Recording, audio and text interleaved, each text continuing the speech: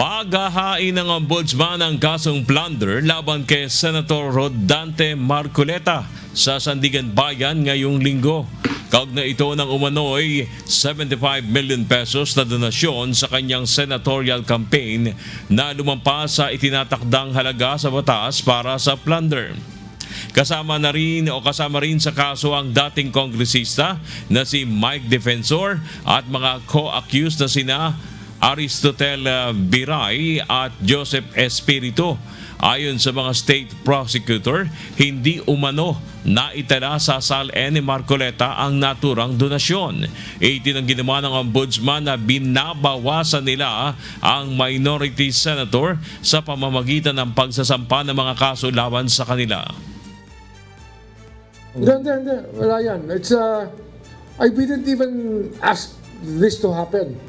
All the evidence came from, you know where.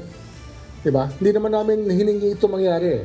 Pero nangyari ito, dahil motu proprio, apparently the crime was committed in open knowledge of everybody. All of you are witness to the actuations of the guy, of what he has said in public.